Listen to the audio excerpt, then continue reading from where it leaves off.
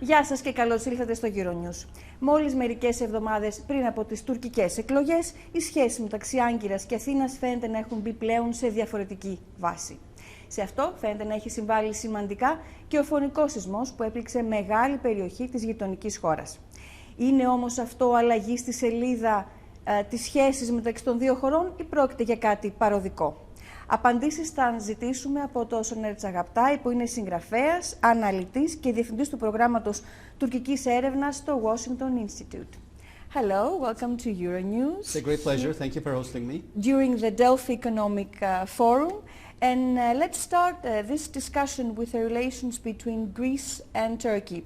They seem, the last few months, that they are different, that there is a friendly atmosphere between the two countries, we could say.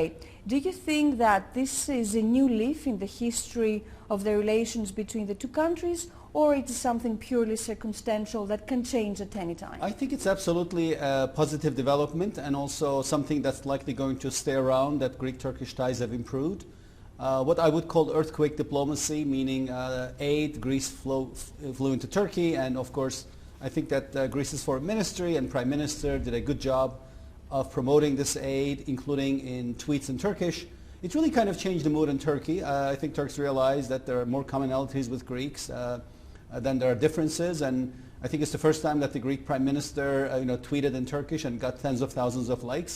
So all that I think helped change the environment and the atmosphere. But even I think after the elections in Turkey and in Greece, the improvement will continue.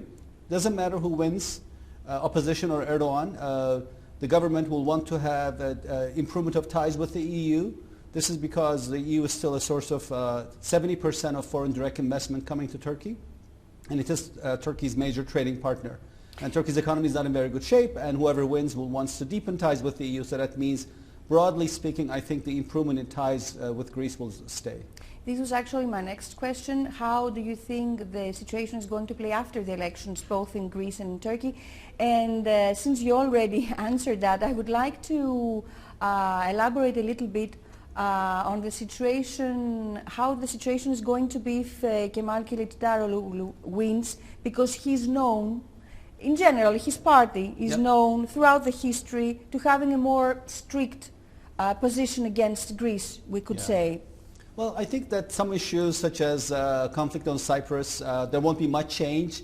Doesn't matter who wins, Erdogan or Kılıçdaroğlu. And again, disputes over the Aegean, there won't be much difference. But I think where you will see a big difference is that the opposition is more pro-transatlantic. It will want to improve ties with the US. It will also want to improve ties with the EU and reset. And I think therefore, while Erdogan wins, that his foreign policy will continue to be what I call coldly transactionalist. He'll be, it's always about dealing and bargaining, and so he might double down again on terms of the broader strategic ties with Europe. So I would say while the general trend of improvement in ties with Greece will continue, expect Turkey to be more pro-transatlantic and more pro-European if the opposition wins. Are relations between Greece and Turkey one of the top issues in the political agenda right now?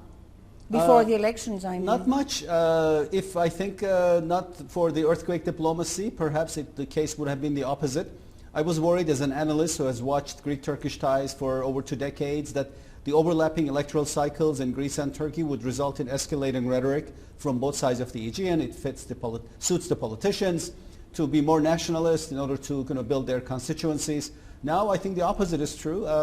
We have seen a de-escalation of rhetoric for over 3 months, and I think that in Turkey, ties with Greece literally don't matter right now in the bigger spectrum. What matters is the economy, which is a big issue, and of course whether the opposition can stay united to defeat Erdogan.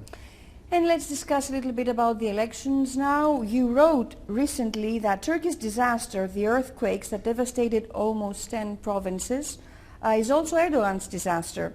Do you think this natural disaster is going to cost him dearly? It would have, had Erdogan not, again, because he's such an amazing politician, changed the debate and the discussion. There would have been 2 discussions in Turkey. One was corruption that resulted in at least some of the destruction, because you see images of one apartment building standing and the apartment next to it has pancaked. That's not the earthquake, that's corruption. that discussion would have, of course, turned the criticism at the government, and there would have also been discussion on whether the government did a good job in providing relief after the earthquake. In my view, it did not.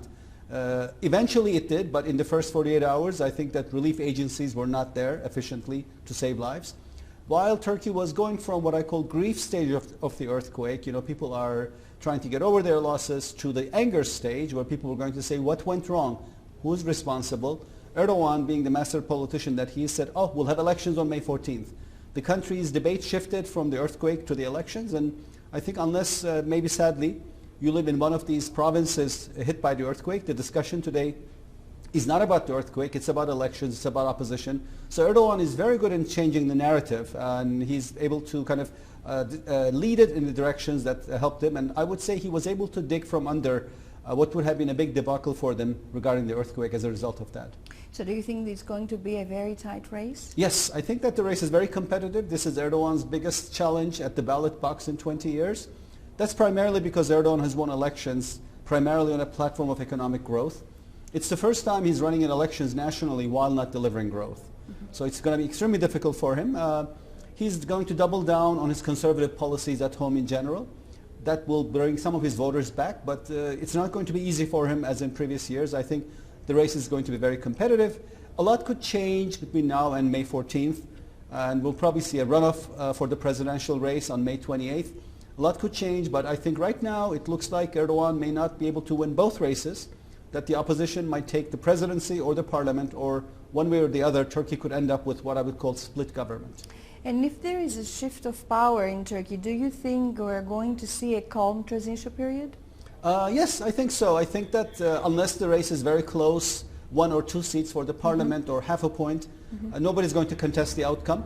And if it's a clear sweep for either side, I think this will be a peaceful and democratic transition. And last question, there are analysts that say that the Cyprus issue, for which the negotiations, the talks are now frozen completely. Some they say that we might see something happening after the elections in Greece and Turkey. What do you think? I haven't heard anything to that end. I think that doesn't matter who wins. Turkey's position on Cyprus and I guess Greece's position simultaneously is pretty much set in stone. I think that the improvement in Greek-Turkish ties is the more significant story regarding East Mediterranean, and that will stay. Because in both Athens and Ankara, I think everybody has seen that de-escalation of the rhetoric is works much better than escalation of rhetoric. Thank you very much for this discussion. It's my pleasure. Thank you for hosting me. Και ευχαριστούμε και εσάς που μας παρακολουθήσατε.